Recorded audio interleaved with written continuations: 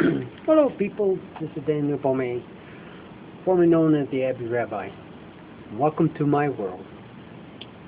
Today I'm talking about the difference between prophetic and prophecy. Some people confuse the two. A prophet, true prophet, doesn't speak in King James. Did you know that? I was just surprised in a lot of people.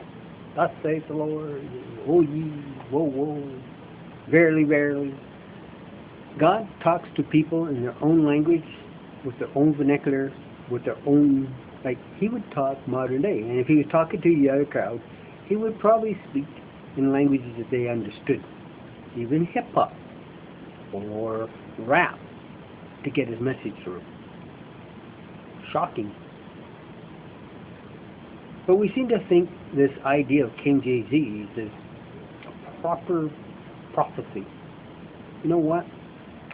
Over the course of 20 plus years on this planet, in the walk of ministry, I've learned that a lot of these people that use King James are probably fraud. I haven't seen a lot of their prophecies come to place. That doesn't mean that there aren't one or two that haven't smacked a home run, but that's not a very good average. The difference between a prophet and those who walk in the prophetic. When I was going through my training in my schooling, they pointed out I had more of a tendency to go to prophetic than prophecy. That doesn't discount my prophecy, because I have done several prophecies, most of which have been proven true to date. Now to those say, well, what about the ones that didn't? You know, you have to be 100%. These ones haven't necessarily been fulfilled. So how can you judge them right or wrong? Because we haven't seen them yet doesn't mean they won't happen. And that's the issue. For even Elijah and Enoch and several other prophets, Isaiah, Hezekiah, Jeremiah, all have prophecies that are not fulfilled. What about Jonathan or John, who wrote the Revelation? The revealing of our Most High God, the revealing of His bride, the revealing of the church system, and that which is yet to come. Some of his stuff we haven't seen at all. There's been speculation over the years, but we'd have to discount the whole book simply because of misunderstandings and misinterpretations and mistranslations. Those who walk in the prophetic act out what God's trying to tell them. Everything they say or do can be a mirror image of what God's saying in the time.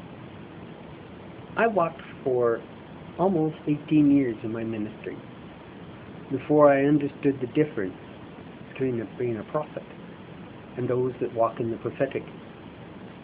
Never understood that every person that became my friend and things that happened in events, God had a bigger plan in my life, that He was screaming the message to the people.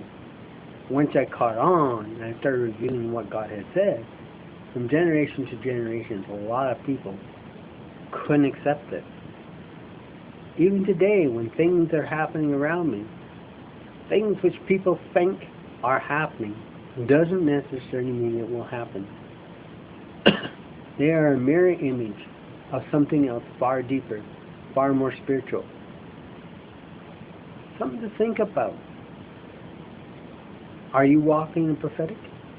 A lot of people reject this as being flakes because we get to act out.